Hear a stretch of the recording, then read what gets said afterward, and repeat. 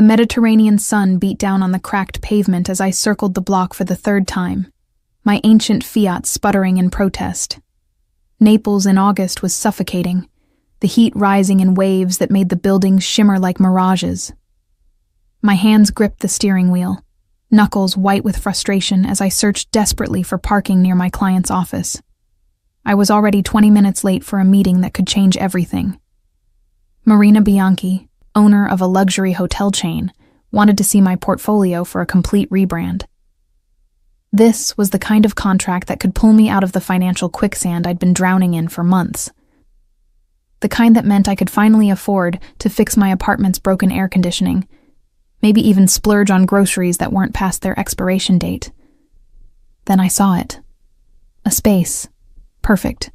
Just large enough for my tiny car, right in front of the building. I exhaled in relief, flipping on my turn signal and beginning to maneuver into the spot. The parallel parking was tricky, requiring me to angle just right to fit between a vintage Vespa and a concrete barrier. I was halfway in when a deep, throaty engine roar made me freeze. In my rearview mirror, a sleek black Maserati Quattroporte appeared, moving with predatory grace. It stopped directly behind me, blocking my path completely. The driver's window rolled down with a whisper of expensive engineering. "That's my spot." The voice was deep, accented with the particular music of Neapolitan Italian wrapped around perfect English. Confident, entitled, the kind of voice that expected obedience. I twisted in my seat to look back at him.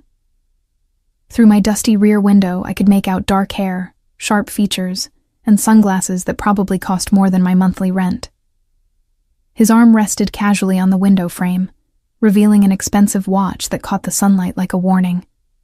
"I was here first," I called back, my own voice steadier than I felt. My turn signal was on. Turn signals don't claim parking spaces, Bella. There was amusement in his tone now. "Move the car." Something in me snapped. Maybe it was the heat, or the stress of being late, or the fact that I'd eaten nothing but stale bread and espresso for breakfast. Maybe it was the casual way he assumed I'd just obey, as if my needs were less important than his convenience, simply because he drove a car worth more than I'd earn in 5 years. No. I put my car in park and killed the engine with deliberate finality. I'm not moving. The silence that followed was loaded with surprise. I watched in my mirror as he removed his sunglasses, revealing eyes that even from this distance looked dark and intense. He opened his car door and unfolded himself from the driver's seat with fluid grace. My breath caught as he approached. He was tall, easily over 6 feet, with broad shoulders that filled out his charcoal suit perfectly. The jacket was clearly custom-tailored, probably handmade, with no visible label but unmistakable quality. As he got closer, I could see the details my mirror had missed. A strong jawline shadowed with deliberate stubble, a straight nose that looked like it might have been broken once and reset with surgical precision. And those eyes, dark chocolate brown flecked with amber, currently fixed on me with an expression somewhere between disbelief and intrigue. I climbed out of my Fiat, which suddenly looked even more pathetic next to his gleaming Maserati. My simple cotton dress, practical sandals, and portfolio bag marked me clearly as someone from a different world than his. "Did you just tell me no?" he asked, and there was something dangerous underneath the smooth surface of his voice. Not threatening exactly, but powerful. Coiled. Like a predator deciding whether to pounce or play. I did. I lifted my chin, refusing to be intimidated despite my heart hammering against my ribs. "I was here first. This is my spot." He studied me for a long moment, his gaze traveling from my face down to my sandals and back up again. Not leering, but assessing. Reading me like I was a puzzle he hadn't expected to encounter. Then he smiled. It was slow, dangerous, and absolutely devastating. "Stubborn," he said, the word rolling off his tongue like a caress. "I like that." He pulled out his phone, made a quick call in rapid Italian too fast for me to follow completely, then pocketed it again. "What's your name?" "Why would I tell you that?" I was still riding the adrenaline of standing up to him, though part of me was beginning to wonder if I'd made a terrible mistake. "Because I'm asking nicely." His smile widened fractionally. "And because we're having dinner tomorrow, 8 p.m. I'm not having dinner with you." I blinked, thrown completely off balance by the presumption. "Yes, you are." He said it with absolute certainty, as if my agreement was already a foregone conclusion. "I'll pick you up at 7:30 to give us time to get there. Wear something nice." "You don't even know where I live," I protested. His eyes glinted with amusement. "I will by this evening." He gestured to my portfolio bag. "Designer, yes? You're late for a meeting with Marina Bianchi at Bianchi Hotels. Second floor, corner office. She's understanding about tardiness caused by parking disputes." My mouth fell open. "How do you—" "I know many things, Bella." He stepped closer, close enough that I could smell his cologne, something woody and expensive and utterly masculine. "By tomorrow evening, I'll know everything about you. Talia." Ice and heat flooded through me simultaneously. "I never told you my name. Your portfolio bag." He nodded toward it, where my business cards were visible through the mesh pocket. "Talia Reyes, graphic design and branding. You have a small studio apartment in Quartieri Spagnoli.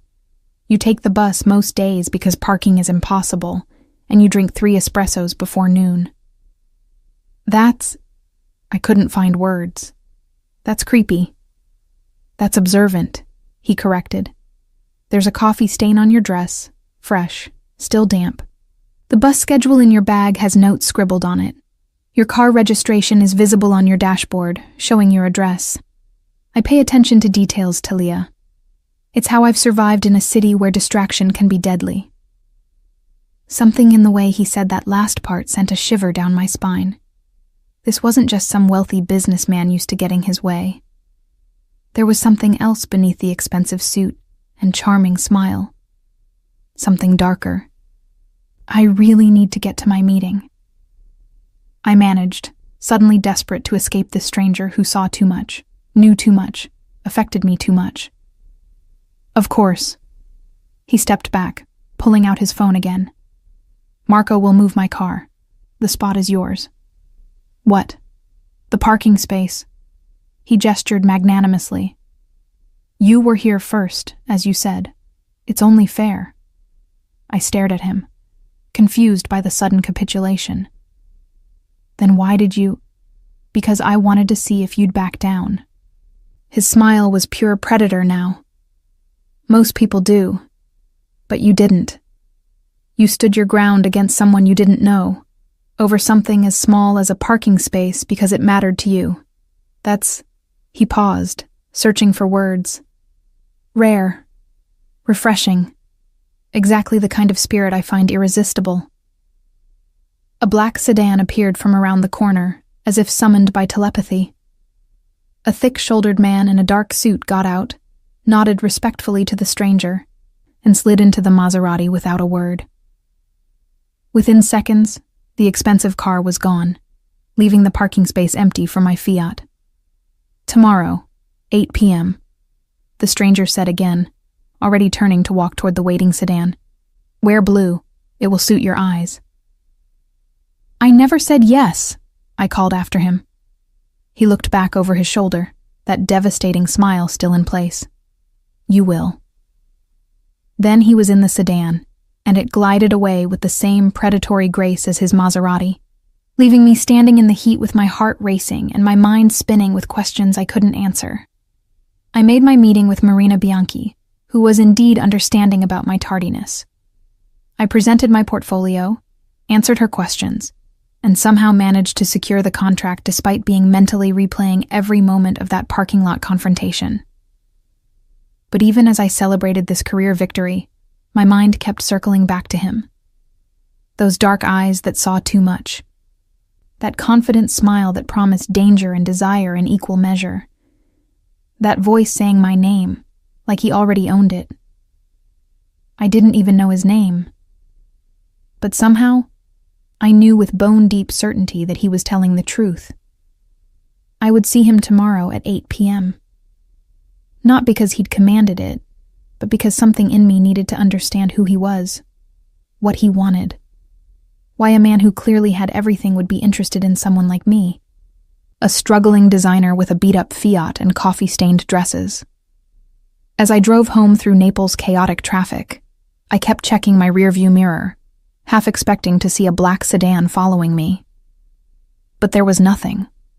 Just the usual chaos of Italian drivers and the late afternoon sun painting the ancient buildings gold.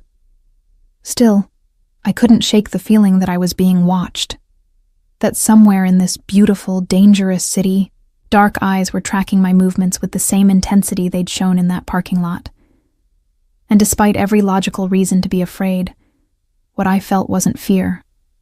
It was anticipation. The flowers arrived at 7 in the morning. I woke to persistent knocking on my apartment door, groggy and confused. When I finally stumbled to answer it, still in my oversized sleep shirt, a delivery man stood there, holding an arrangement so massive it obscured his entire upper body. "Talia Reyes?" he asked from behind a forest of white roses and jasmine. "Yes, but I didn't order. Sign here, per favore." I signed in a daze, then carried the arrangement inside. It must have contained 3 dozen roses, perfectly white, interspersed with fragrant jasmine blossoms and delicate baby's breath. The crystal vase alone probably cost more than my monthly grocery budget. The card was simple, written in bold masculine handwriting. White for new beginnings. Tonight, 8 p.m. TT. I still didn't know his full name. I should have been angry at the presumption. Should have thrown the flowers away and ignored whatever car showed up at 7:30. But instead, I found myself touching the soft petals, breathing in the intoxicating scent, and wondering what kind of man sent flowers before he even knew if I'd agreed to dinner. The kind who was used to getting what he wanted, clearly. My phone rang. An unknown number. "Hello? Buongiorno, Talia." That voice, smooth as aged whiskey, sent shivers down my spine even through the phone line. "Did you receive my flowers? How did you get my number?" "The same way I got your address." Amusement colored his tone. "I told you I'd know everything by this evening. I simply moved up my timeline. I should have hung up, should have blocked the number and called the police about stalking. But curiosity won out over common sense. Who are you?" "Tiago Montero." The name rolled off his tongue like a promise. "And you, Talia Reyes, are the most interesting woman I've met in years." The name meant nothing to me, but the way he said it carried weight, importance, as if I should recognize it. "I'm not having dinner with a stranger who stalks me." Stalking is such an ugly word. He paused, and I heard the smile in his voice. "I prefer taking a thorough interest. And by tonight, we won't be strangers anymore. I've arranged for a car at 7:30. The restaurant requires reservations months in advance, but for you, I've secured the best table. You're very sure of yourself. I'm very sure of what I want, and I want to know you, Talia. Everything about you, starting with dinner tonight." Against every ounce of common sense I possessed, I heard myself say, "Blue, you said." His low laugh made my stomach flip. "See, blue like the Mediterranean on a clear day. I'll see you tonight, Bella." He hung up before I could change my mind. I spent the day working on the Bianchi Hotels project, trying to focus on color palettes and font choices while my mind kept drifting to tonight. To Tiago Montero and his dark eyes and his absolute certainty that I would say yes to him. At lunch, I made the mistake of Googling his name. My hands went cold as results flooded my screen. Tiago Montero. heir to one of Naples' oldest and most powerful families, real estate magnate, restaurant owner, philanthropist, with ties to the city's shadowy underworld that were heavily implied, but never proven in court. There were photos of him at charity galas, always in impeccable suits, always with beautiful women on his arm. Never the same woman twice. There were articles about his business acquisitions, his luxury hotel renovations, his wine imports from Sicily. And then there were the whispers, the rumors, the carefully worded insinuations about what his family really did, beyond their legitimate businesses. The Monteros had controlled certain territories in Naples for generations. Everyone knew it, but no one could prove it. I was having dinner with a man who might be involved with organized crime. I should have called and canceled, should have stayed home with the door locked, should have blocked his number and never looked back. Instead, at 6 p.m., I stood in front of my meager closet, searching for something blue. The only dress I owned in that color was simple, bought on sale 2 years ago. Cotton blend with a fitted bodice and a skirt that fell to just above my knees. Not designer, not expensive, but clean and flattering. I paired it with my only good sandals and the delicate gold necklace my grandmother had given me before she died. Looking at myself in the mirror, I saw what Tiago would see. A woman trying to belong in a world she could never afford. My dark hair fell in natural waves past my shoulders. My hazel eyes were wide with a mixture of fear and anticipation. And my sun-kissed skin showed the hours I spent walking everywhere instead of driving.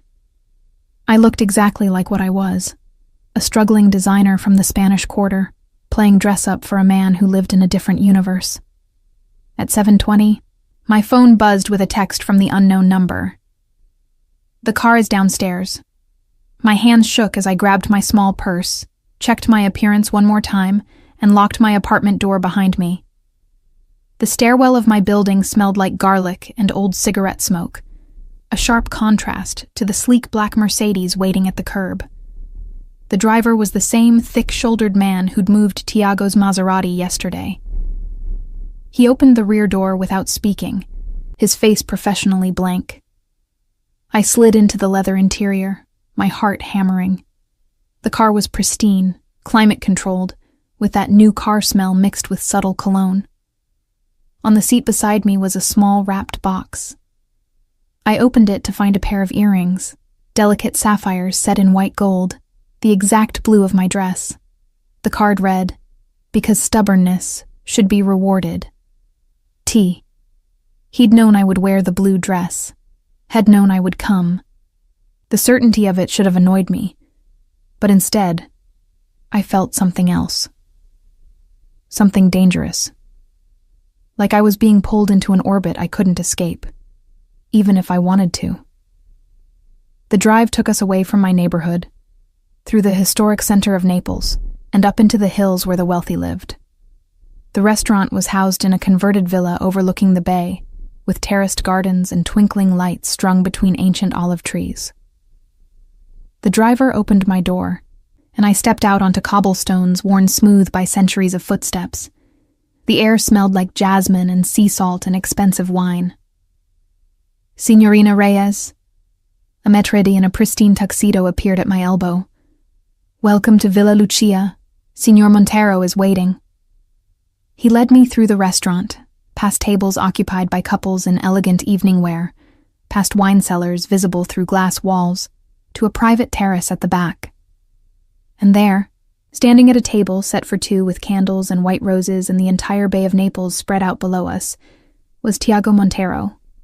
He wore a navy suit that made his shoulders look impossibly broad, his dark hair styled back from his face, revealing the sharp angles and strong features I'd noticed yesterday. But it was his expression when he saw me that stole my breath. Pure appreciation. Hunger. Satisfaction that I had come. "Talia." He crossed to me in 3 long strides, taking my hand and bringing it to his lips in a gesture that should have seemed old-fashioned, but instead felt intimate.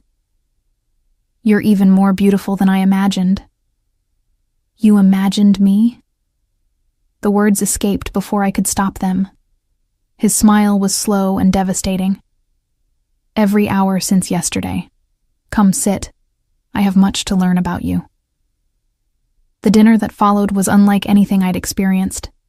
Course after course of exquisite food, each paired with wines that probably cost more than my monthly rent.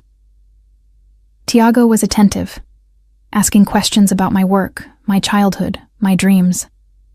He listened with absolute focus, as if every word I spoke was precious.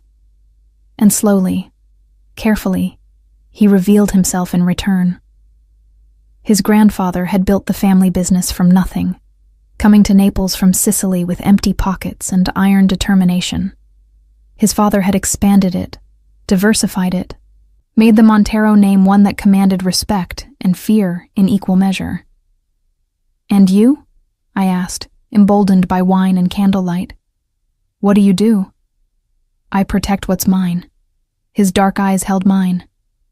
"I build, I acquire. I ensure that the Montero name continues to mean power in this city." "Through legitimate businesses?" "Mostly." He didn't look away, didn't flinch from the implicit question. "My family's history is complicated. But I've spent the last decade legitimizing as much as possible. The hotels, the restaurants, the wine imports, all legal, all profitable. And the rest?" His smile was dangerous. "The rest is protection, Talia. Insurance that what we've built can't be taken away. This city runs on old agreements, old loyalties. I honor those while building something new." I should have been frightened by his casual acknowledgement of operating in gray areas. Should have made an excuse and left, but instead, I found myself leaning forward. "Why me? Yesterday in the parking lot, you could have had anyone move. Why did you approach me?" "Because you didn't back down." He reached across the table, his fingers brushing mine. "Do you know how rare that is? People see my car, my clothes, my reputation, and they fold. They give me what I want without me having to ask. But you." His thumb traced circles on my palm, sending electricity up my arm. "You stood your ground over a parking space because it mattered to you. That kind of strength, that kind of stubbornness, it's exactly what I've been searching for without knowing it." "Searching for in what?" His eyes darkened with intensity. "In a woman I could actually respect, in someone who sees me as a man instead of a name or a bank account, in a partner who won't crumble the first time life gets difficult." "That's a lot to read into a parking dispute." "Is it?" he challenged. "Or is it simply recognizing something real when I finally encounter it?" The conversation flowed from there, easier than it should have been. He told me about growing up in a world where trust was currency and betrayal meant death. I told him about my parents, immigrants from Spain, who'd worked themselves to exhaustion, trying to give me opportunities they never had. About my grandmother who'd taught me to paint, who'd encouraged my artistic dreams even when they seemed impractical. "She would have liked you," I said without thinking, the wine making me honest. "She always said I should find someone who challenged me, who made me think." "And do I?" His fingers still played with mine, the touch casual but loaded with meaning. "Challenge you?" "Terrify me, more like." "Good." His smile was predatory. "Fear keeps you alert, keeps you from making stupid decisions. Just don't let it stop you from taking intelligent risks." "Like having dinner with a man I met yesterday?" "Exactly like that." He signaled for the check with a subtle gesture. "Come, I want to show you something." He led me down from the terrace, through the gardens to where the hillside dropped away, offering an unobstructed view of Naples spread below us. The city lights twinkled like a carpet of stars, and beyond them, the dark expanse of the bay merged with the night sky. "My city," Tiago said, standing behind me, his hands settling on my shoulders. "Beautiful and dangerous in equal measure, like you." I turned to face him, suddenly aware of how close he was. how his cologne mixed with the jasmine-scented night air, how his dark eyes reflected the city lights like promises. I'm not dangerous. No. His hand came up to trace my jawline with devastating gentleness. You've occupied my thoughts for 36 hours straight. You've made me rearrange my schedule, cancel meetings, spend an entire day learning everything about you. You've made me want things I'd convinced myself I didn't need. If that's not dangerous, Talia, I don't know what is. His thumb brushed across my lower lip, and my breath caught. Tiago. Tell me you feel it too. His voice was low, intense. This pull between us. This certainty that something started yesterday in that parking lot. Something that can't be undone. I did feel it. Against all logic and reason, I felt it. This magnetic draw toward a man who was everything I should avoid. Dangerous. Powerful. Operating in worlds I barely understood. But when he looked at me like I was precious, when he listened to my dreams like they mattered, when he touched me like I was both fragile and strong, I couldn't deny the truth. I feel it, I whispered. His smile was triumphant. Then he kissed me, and the city of Naples disappeared. There was only his mouth on mine, his hands framing my face with careful possession, his body solid and warm against mine. When we finally broke apart, both breathing hard, he rested his forehead against mine. This is just the beginning, Bella. I'm going to court you properly. Flowers, dinners, time to know each other. But understand this. I've decided you're mine, and when I decide something, it becomes reality. The possessiveness should have frightened me.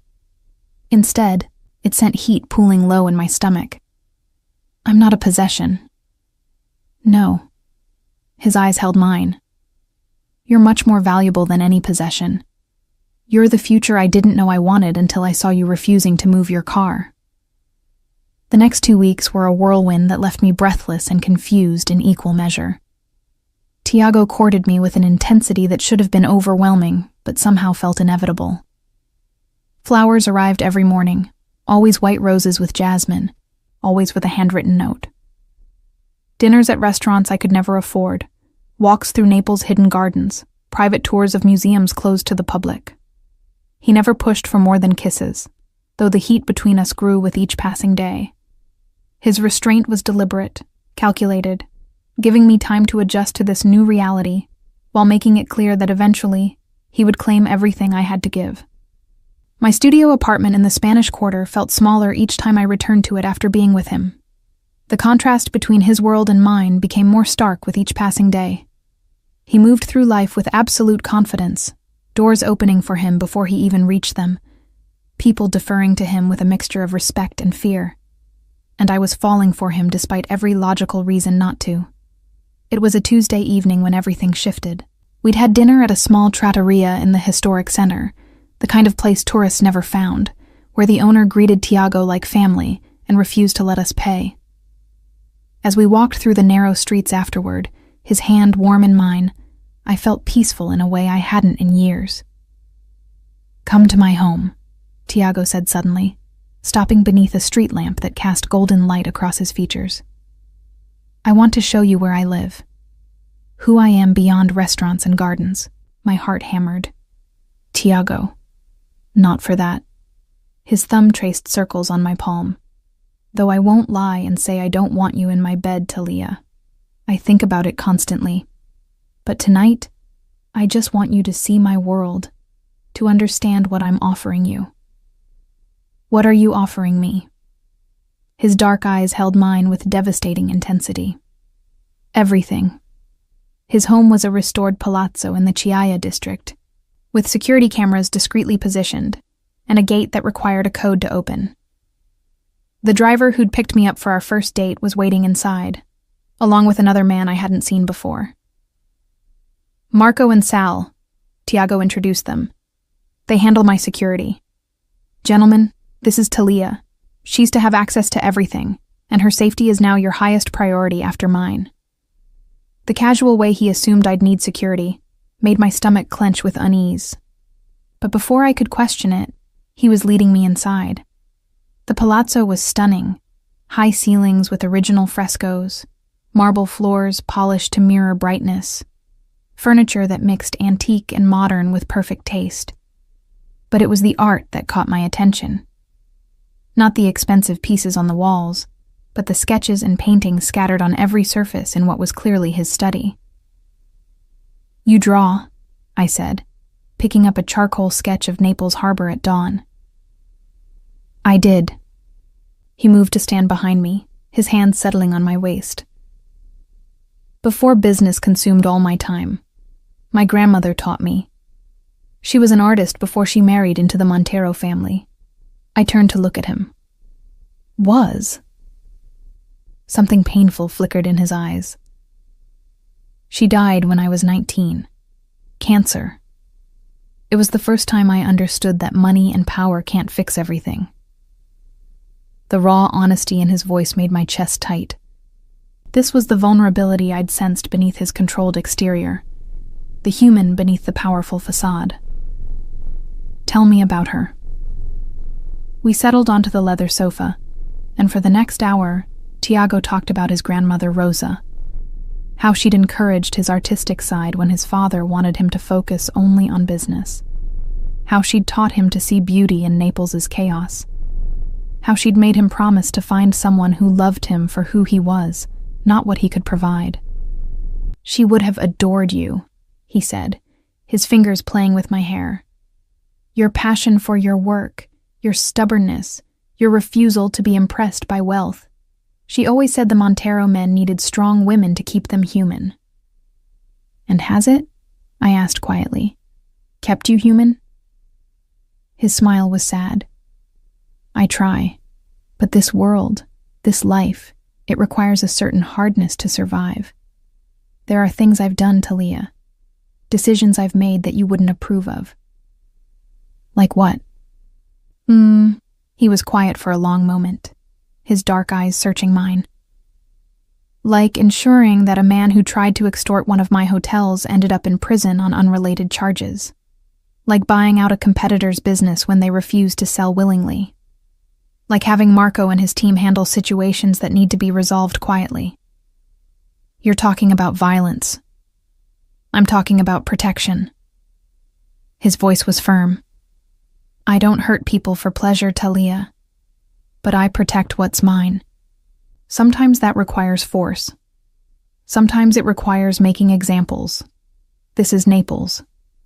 The old ways still matter here. I should have stood up and left. Should have recognized the danger in what he was admitting.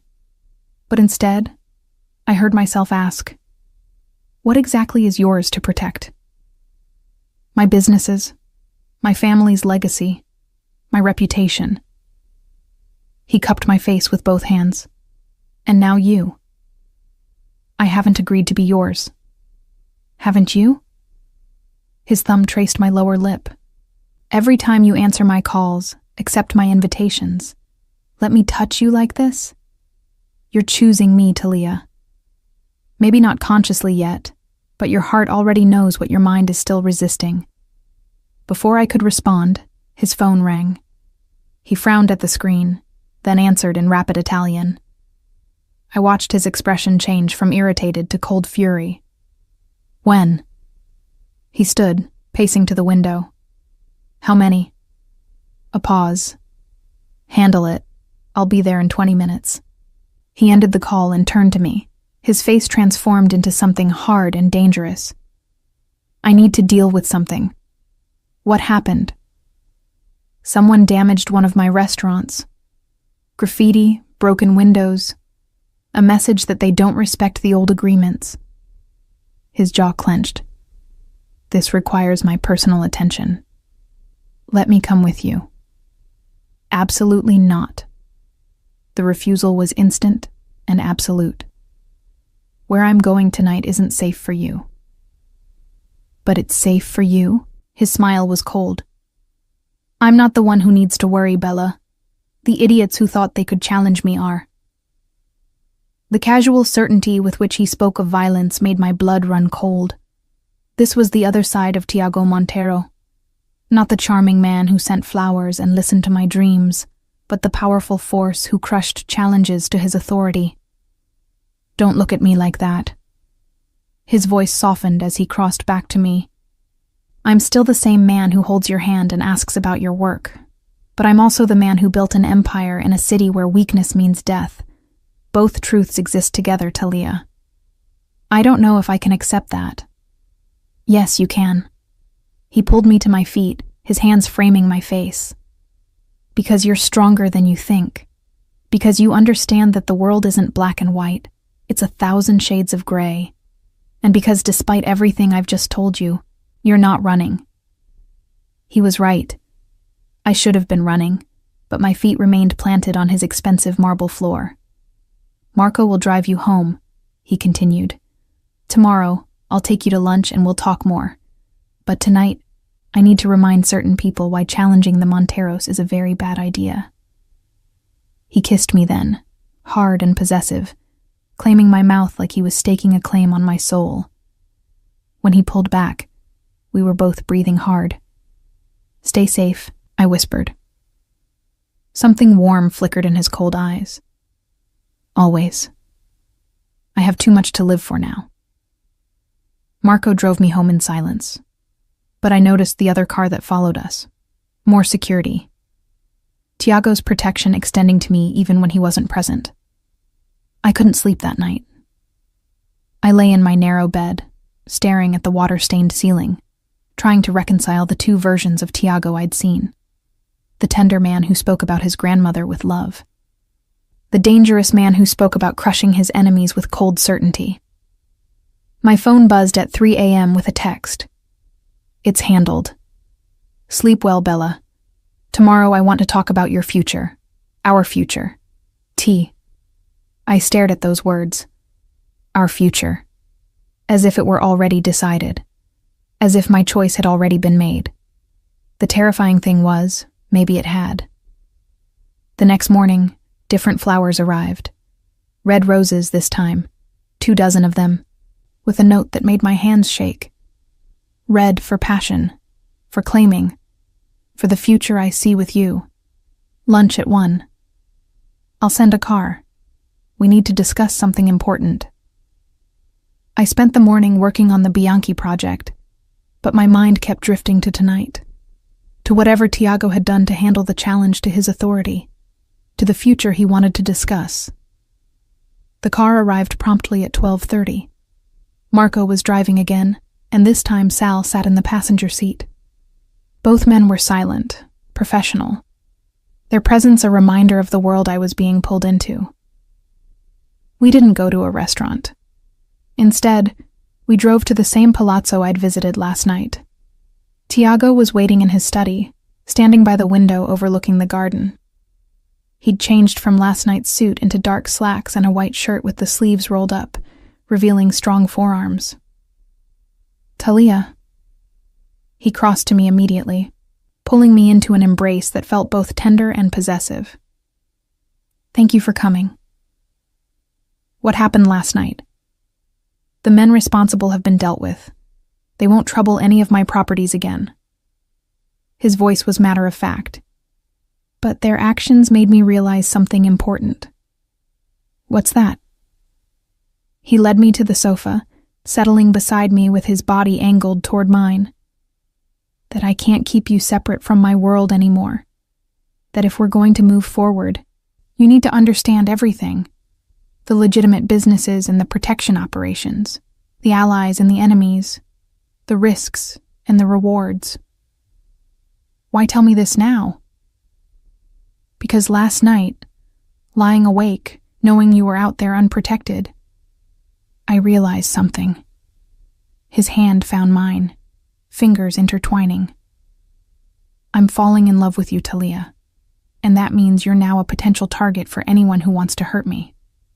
The casual way he dropped that revelation made my heart stutter. "You're falling in love with me?" "I've been falling since you refused to move your car." His smile was soft, vulnerable in a way I'd never seen. "Every conversation, every dinner, every moment spent learning who you are, You're everything I didn't know I was missing, Talia.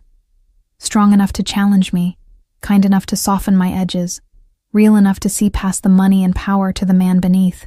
Tiago, let me finish. His thumb traced circles on my palm. I know this is fast. I know you barely know me. But I also know what I want, and I want you. Not just for a few months or a casual relationship. I want you by my side permanently. As my partner. As the woman who stands with me against whatever comes. You're talking about marriage. Eventually, yes. He didn't look away from the directness of the statement. But first, I'm talking about you moving in here. Let me protect you properly. Let me give you a studio where you can work without worrying about rent. Let me show you what life could be like with someone who values you above everything. This is insane. I pulled my hand away, standing to pace. We've known each other 2 weeks, Tiago. 2 weeks. You can't possibly what? Know my own heart? He stood, closing the distance between us. I've lived 34 years, Talia. I've had relationships, encounters, women who wanted me for my name or my money. But I've never felt this. This certainty. This need to wake up next to you every morning and fall asleep holding you every night. What if I'm not ready for this? Then I'll wait. His hand settled on my shoulders. I'll court you for as long as you need, but I won't lie about what I want. I want you here, in my home, in my bed, in my life, completely and permanently. I looked up into his dark eyes and saw the truth of his words. This powerful, dangerous man was offering me everything. His home, his protection, his heart. The question was whether I was brave enough to take it. I didn't answer him immediately.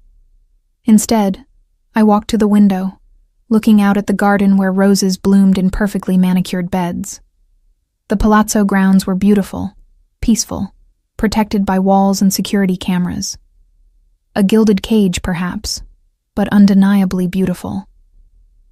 Show me, I said finally, turning to face him. Show me what life would be like if I said yes. His eyes flared with something between triumph and relief. Come.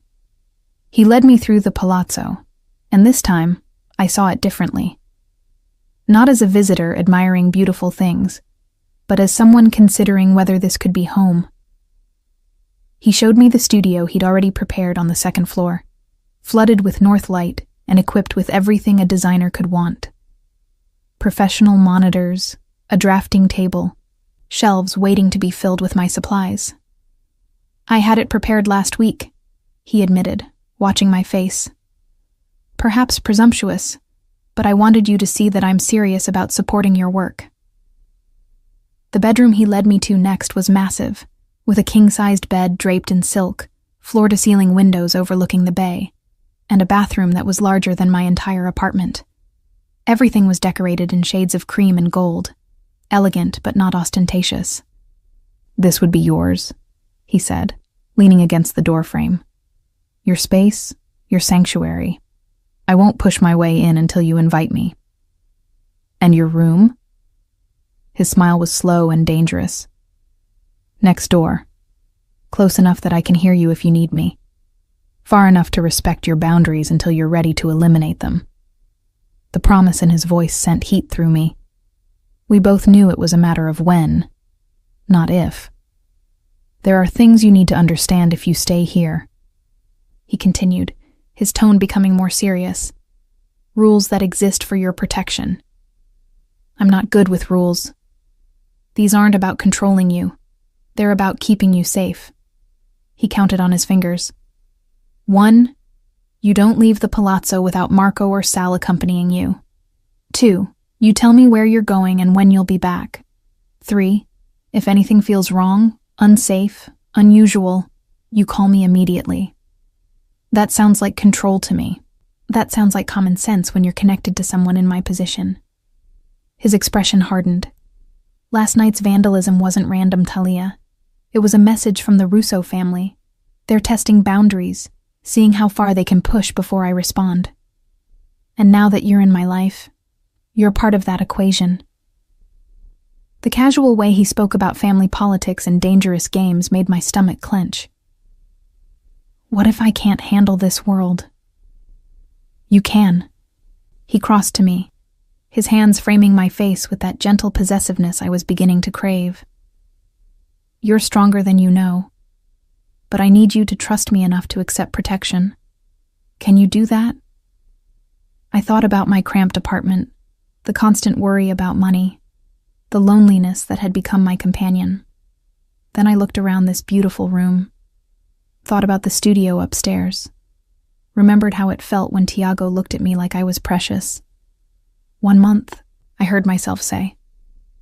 I'll stay for 1 month, a trial period to see if this can actually work.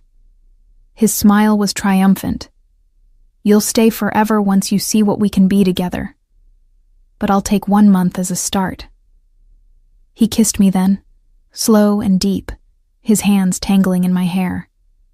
When we broke apart, both breathing hard, he rested his forehead against mine. Move in today. I'll send Marco to pack your things. Today? My head spun. Tiago, I need time to. The Russos know about you now. His voice turned cold. Your apartment isn't safe anymore. I won't risk your safety to give you time to overthink this. The protective edge in his voice should have annoyed me, but instead it made me feel valued, cherished, like I mattered enough to be worth protecting. Fine. Today. I pulled back to look at him. But I'm going with Marco to pack. Those are my things, my life. I won't have strangers handling them. Fair enough. He checked his watch. I have a meeting in an hour that I can't reschedule. Marco will drive you home, help you pack, and bring you back here. By tonight, you'll be sleeping under my roof. The certainty in his voice made my pulse quicken. You're very sure this will work. I'm sure of you. The rest we'll figure out together. Marco drove me back to the Spanish Quarter, and this time I noticed things I'd missed before. The way his eyes constantly scanned the streets. The way Sal's hand stayed close to his jacket, where I suspected a weapon was holstered. The way they positioned themselves when we arrived at my building, one staying with the car, one accompanying me upstairs. My apartment looked even shabbier after spending time in Tiago's palazzo.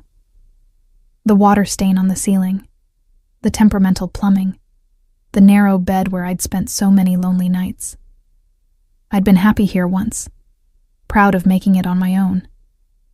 Now it just looked small and sad. I was packing my clothes when my phone rang. An unknown number. Hello? Talia Reyes? A woman's voice, cultured, with a hint of amusement. You don't know me, but I know all about you. My name is Isabella Romano. My blood ran cold. Romano. Another old Naples family, rivals to the Monteros according to the articles I'd read. What do you want? To warn you. Her voice was kind, almost maternal. Tiago Montero is a dangerous man, sweet girl. Whatever he's promised you, whatever pretty cage he's built, it comes with a price. Once you're his, you're trapped. There's no leaving the Montero world alive. I don't know what He hasn't told you about Elena, has he? Isabella's laugh was bitter. The last woman who tried to leave him. They found her car at the bottom of a cliff. Terrible accident, the police said. But those of us who know Tiago understood the message. My hands shook. You're lying. Am I? Ask him about Elena Ricci. See if he can look you in the eye and deny what happened to her. She paused. I'm not your enemy, Talia. I'm someone who doesn't want to see another young woman destroyed by the Montero family's poison. Think carefully before you move into that palazzo. Some cages are so beautiful you don't realize you're trapped until it's too late. She hung up before I could respond. I stood frozen, her words echoing in my head. Elena Ricci. An accident. A message. Was Tiago capable of that kind of violence? Could the man who sent me flowers and spoke about his grandmother with love also be someone who eliminated women who tried to leave him? "Everything all right, Miss Reyes?" Marco appeared in the doorway, his expression neutral, but his eyes sharp. "Fine." I forced my voice steady. "Just a wrong number." But as I continued packing, Isabella's warning replayed in my mind. I was about to move in with a man I'd known for 2 weeks, a man who admitted to operating outside the law, a man whose world included violence and territorial disputes. What if I was making the biggest mistake of my life? When we returned to the palazzo, Tiago was waiting. He must have seen something in my expression, because his smile faded immediately. "What happened?" "Nothing." The lie tasted bitter.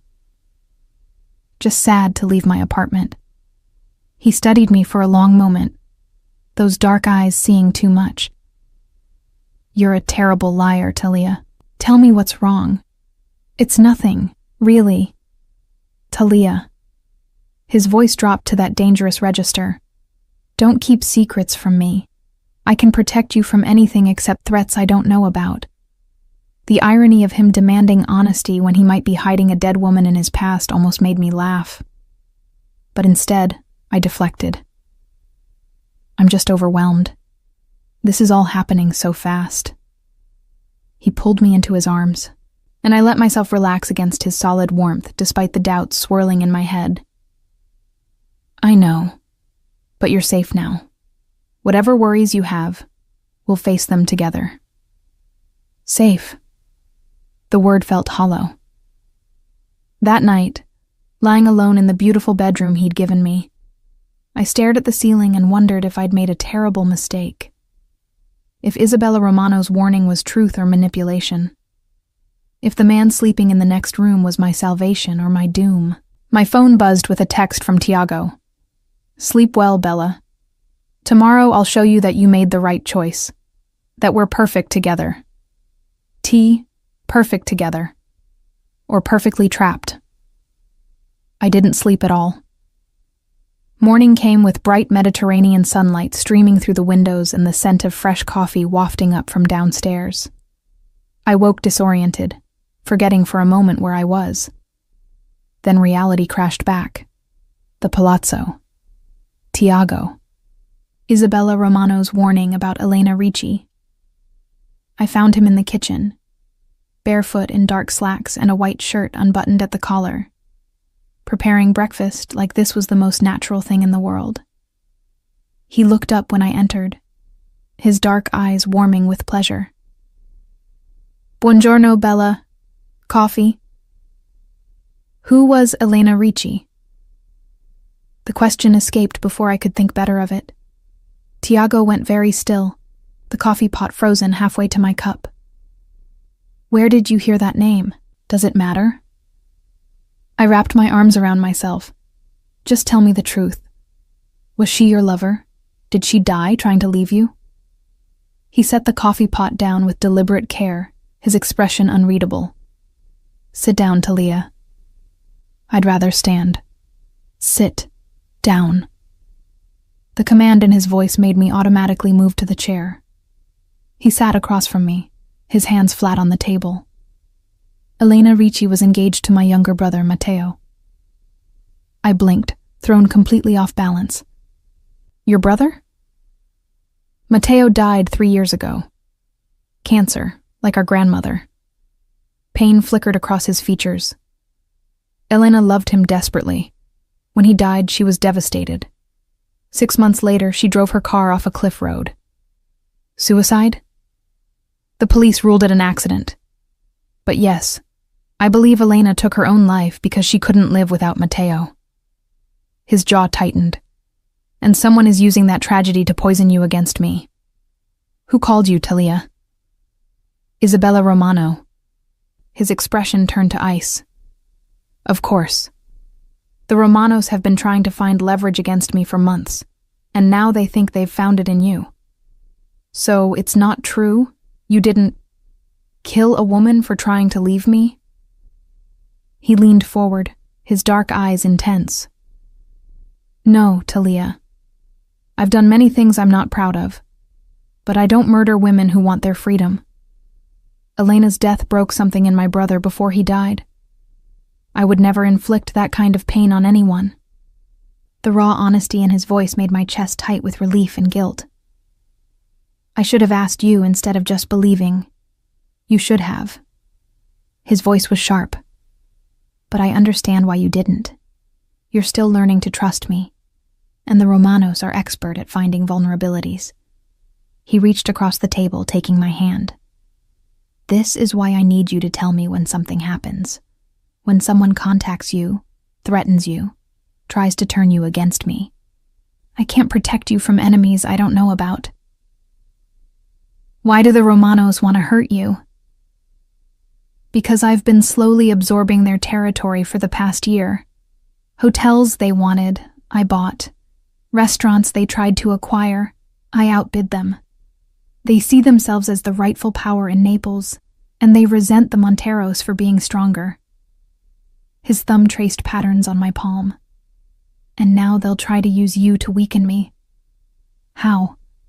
By making you afraid of me, by planting doubts, by convincing you to leave, which would make me look weak to the other families. His grip tightened on my hand. But you're not leaving, are you, Talia? It wasn't really a question. It was a statement of certainty that should have annoyed me. Instead, I found myself shaking my head. No, I'm not leaving. His smile was triumphant. Good. Because I have plans for today. Starting with introducing you to my world properly. The rest of the morning was a whirlwind. Tiago took me to his office, a sleek space in a modern building overlooking the harbor. He showed me the legitimate side of his empire. Real estate holdings, restaurant chains, import businesses. Everything was legal, profitable, impressive. But it was the afternoon that revealed the other side. We met with Antonio Russo, head of one of the allied families, in a private room at one of Tiago's restaurants. Antonio was older, perhaps 60, with silver hair and calculating eyes. He greeted Tiago with the respect of an equal, but his gaze on me was assessing. So this is the woman who's captured the great Tiago Montero's heart, Antonio said, his Italian accent thick. She must be remarkable to make you settle down. She is. Tiago's hand settled possessively on my waist. And she's under my protection now. I want that message spread to all the families. Of course. Antonio's smile didn't reach his eyes, though some families might see your attachment as exploitable. Then they'd be making a fatal miscalculation. Tiago's voice went cold. Anyone who touches Talia answers to me personally. Make sure the Romanos understand that especially clearly. The casual way they discussed me as a potential target made my skin crawl, but I forced myself to remain calm. This was Tiago's world. These were the rules he lived by. After Antonio left, Tiago turned to me. I know that was uncomfortable, but it was necessary. Now everyone knows you're protected. Like a possession. Like a queen. His fingers tilted my chin up. There's a difference, Talia. Possessions can be replaced. Queens are irreplaceable. That evening, he took me to the opening of a new hotel he'd acquired. I wore a dress he'd had delivered to the palazzo, midnight blue silk that hugged my curves and made me feel beautiful and expensive. Diamonds he'd insisted I borrow glittered at my throat and ears. Walking into that glittering ballroom on Tiago's arm, I felt every eye turn to assess me. Who was this woman who'd captured Tiago Montero? Where had she come from? What made her special enough to be at his side? But Tiago kept me close, introducing me to business associates and allied families with a pride that made me stand straighter. He didn't hide me or minimize my importance. He presented me as his partner, asking my opinion on the hotel's design, letting me contribute to conversations about branding and aesthetics. You're a natural, he murmured in my ear during a quiet moment. Look at them. They respect you already. They respect you, I corrected. I'm just reflecting your power. No. His hand settled at the small of my back. You have your own power, Talia. Your intelligence, your talent, your strength. I'm just giving you a platform to show it.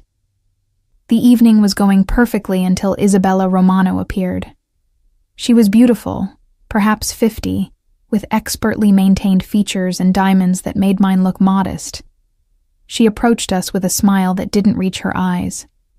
Tiago, how lovely to see you. Her gaze slid to me. And this must be the famous Talia. I've heard so much about you. Mrs. Romano. Tiago's voice was ice. I don't recall inviting you to my event. Oh, I'm here representing the Romano family's interests. We're always interested in new hotel acquisitions. Her smile sharpened. Talia, dear, did you enjoy our phone conversation yesterday? Tiago's hand tightened on my waist. You called her. Just a friendly warning. Woman to woman. Isabella's eyes glittered with malice. I wanted to make sure she understood what she was getting into, marrying into our world. We're not married, I said before Tiago could respond. Yet. Tiago's voice was firm. But that's none of the Romano family's concern. Everything the Monteros do is our concern. Isabella's pleasant facade cracked slightly, especially when you're absorbing territory that should rightfully be ours. Rightfully? Tiago's laugh was cold. You lost those properties because you were outmaneuvered, Isabella. Don't blame me for your family's lack of strategic thinking. The insult hung in the air between them. I watched Isabella's face flush with anger, saw her hand clench around her champagne glass. Be careful, Tiago. Her voice was soft and deadly. Men who become too comfortable, too distracted by pretty faces, they make mistakes. And in our world, mistakes are fatal. Is that a threat? It's a reminder. Her gaze slid to me again. For both of you. Enjoy your evening. She glided away, leaving tension crackling in her wake. We're leaving. Tiago signaled to Marco with a subtle gesture. Now. But the event can continue without us. His expression was hard. Isabella Romano just threatened you in public. That changes things. The drive back to the palazzo was silent. Tiago's jaw was clenched, his body radiating fury barely held in check. When we arrived, he made several rapid phone calls in Italian too fast for me to follow, then turned to me. Pack a bag. We're leaving Naples for a few days. What? Why? And because Isabella's threat wasn't empty. He moved to a safe hidden behind a painting, pulling out documents and cash. The Romanos are escalating. They see you as my weakness, and they'll try to exploit that. I need to move you somewhere they can't reach while I handle this. Handle it how? His smile was dangerous. By reminding them why the Monteros have held power in this city for 3 generations. Fear and something else, something dark and possessive, warred in my chest. I don't want to run. You're not running. You're being strategically relocated while I eliminate a threat.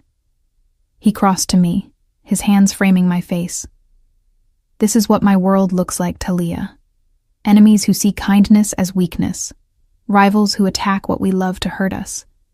Can you handle it? I looked into his dark eyes and saw the truth. This was a test, not of my loyalty but of my strength. Could I be the woman he needed beside him?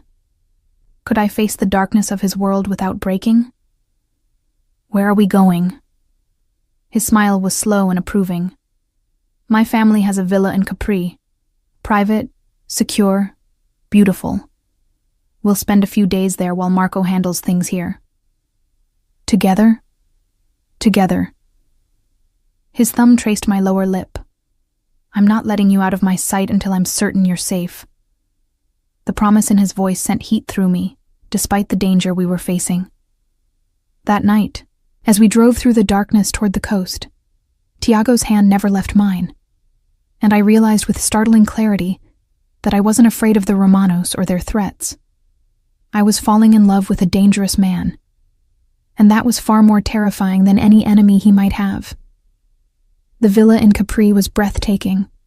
Perched on cliffs overlooking the azure Mediterranean, it was built of white stone and surrounded by lemon trees and bougainvillea. The scent of jasmine and sea salt filled the air, and the only sounds were waves crashing against rocks far below and birds singing in the garden. It should have been paradise. Instead, it felt like the calm before a storm. Tiago spent the first day on the phone, speaking in rapid Italian and occasionally English.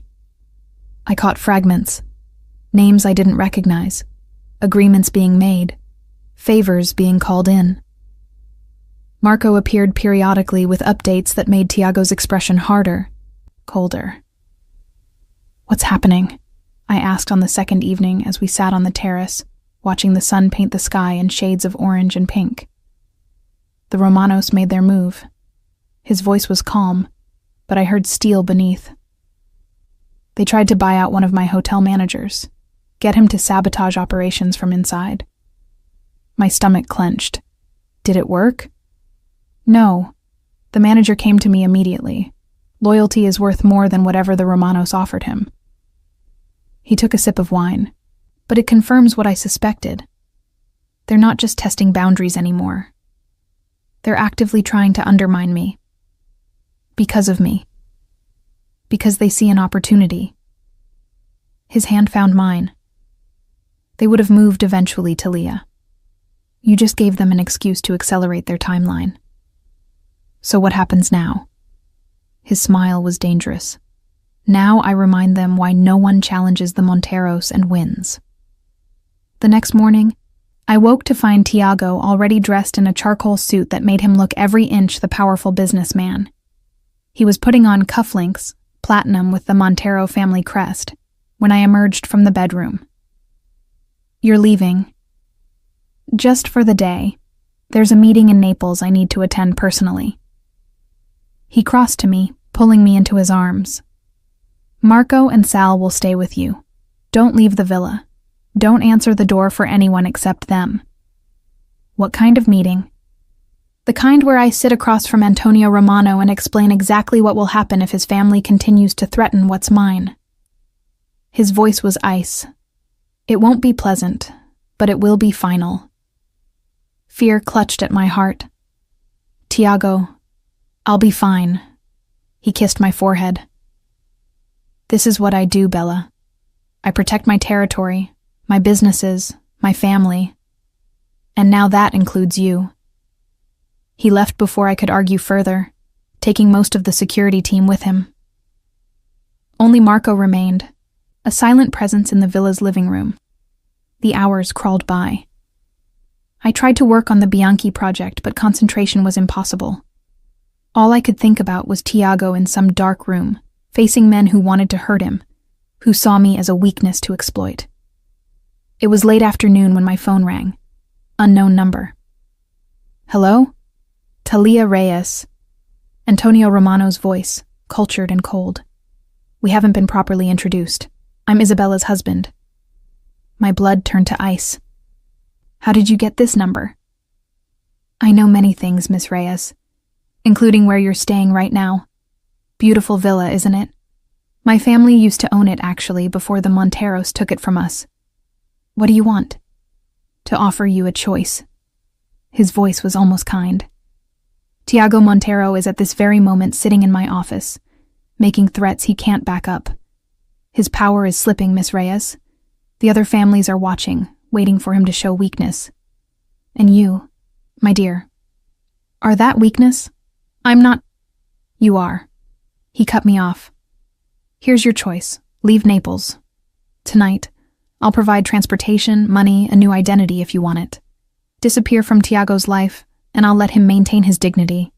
He can tell everyone you couldn't handle his world, that you left of your own accord." "And if I refuse?" "Then things become very unpleasant. For both of you." The threat was clear despite his pleasant tone. "Think carefully, Miss Reyes. Is he really worth dying for? The call ended before I could respond. I sat frozen, Antonio's words echoing in my head. Was Tiago worth dying for? Was this dangerous, possessive, complicated man worth risking everything? My phone buzzed with a text from Tiago. Don't believe anything you hear in the next few hours. Trust me, I'm coming home to you. He knew. Somehow he knew the Romanos would try to turn me against him one last time. The sun was setting when I heard cars approaching. Multiple vehicles, their engines rumbling up the villa's private drive. My heart hammered as I moved to the window. 4 black SUVs. Men in suits emerging. And in the center of them all, Tiago, walking with that predatory grace that made my breath catch. He looked completely unharmed, calm, victorious. Marco opened the door, and Tiago strode inside like he owned the world. His eyes found mine immediately, dark and intense. It's done. What's done? The Romanos. He crossed to me, pulling me into his arms.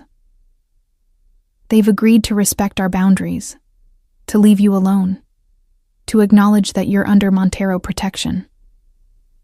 How did you? By making them understand that touching you would start a war they can't win. His hand cupped my face. I called in every favor, every alliance, every piece of leverage I've built over the past decade. The other families sided with me. The Romanos are isolated now. If they make a move against us, they'll be destroyed. Relief and something darker flooded through me. You risked everything. For me. I'd risk more than that. His forehead rested against mine. I'd burn this entire city to the ground before I'd let anyone hurt you, Talia. The raw honesty in his voice made my chest tight. This man, this dangerous, powerful, complicated man, had declared war on his enemies to keep me safe. Antonio called me, I admitted. He offered me a way out. Money, protection, a new identity if I left you. Something fierce flashed in Tiago's eyes. And I'm still here. His smile was slow and devastating. Why? Because somewhere between refusing to move my car and now, I fell in love with you. The words spilled out before I could stop them. I love you, Tiago Montero. Not despite the danger and the complications and the dark parts of your world, but including all of it. You're not perfect, and neither am I. But together we make sense in a way nothing else in my life ever has. For a moment, he just stared at me, his dark eyes blazing with emotion. Then he was kissing me, fierce and possessive and absolutely certain. When we finally broke apart, both breathing hard, he reached into his pocket and pulled out a small velvet box. I was going to wait, he said, his voice rough with emotion. I was going to court you properly for months, make sure you were ready. But after today, after almost losing you, I can't wait anymore. He opened the box to reveal a ring that took my breath away. A large emerald, deep green like the Mediterranean in summer, surrounded by diamonds that caught the fading sunlight. My grandmother's ring, he said quietly. She made me promise to give it only to a woman who saw me clearly, who loved me despite my flaws, who was strong enough to stand beside me in this world. His eyes held mine. Marry me, Talia. Be my wife, my partner, my queen. Stand with me against whatever comes. I promise to protect you, cherish you, love you with everything I am for the rest of our lives. I looked at the ring, at this man kneeling before me with his heart in his eyes, at the future he was offering. A future filled with danger and luxury in equal measure. A future where I'd always be watched, always be protected, always be claimed by one of Naples' most powerful men. A future I wanted with my whole heart. Yes. The word came out strong, certain. Yes, I'll marry you. His smile was pure triumph as he slid the ring onto my finger. It fit perfectly, as if it had been waiting for me all along. "Mine," he breathed, pulling me into his arms. "Yours," I agreed, and knew it was the truest thing I'd ever said. That night, as we stood on the terrace overlooking the Mediterranean, his arms wrapped around me and his grandmother's ring heavy on my finger, I felt complete in a way I never had before. I'd run into his life trying to claim a parking space. I was leaving it having claimed something far more valuable: the heart of a dangerous man who would move heaven and earth to keep me safe. The road ahead wouldn't be easy. There would be more threats, more challenges, more moments when the darkness of Tiago's world would threaten to consume us. But we'd face them together, this stubborn designer and her Mafia boss, building something unshakable from the most unlikely beginnings. "What are you thinking?" Tiago murmured against my hair. "That I should refuse to move my car more often." His laugh rumbled through his chest. "You can refuse me anything you want, Bella, as long as you never refuse this." He lifted my left hand, the emerald catching the moonlight. "As long as you stay mine." "Always," I promised, and I meant it. Against all logic, all reason, all common sense, I had fallen completely and irrevocably in love with Tiago Montero. The Mafia boss who'd smirked when I refused to move my car and promised me dinner. The man who'd courted me with flowers and honesty. The dangerous power who'd declared war on his enemies to keep me safe. My future husband. Mine.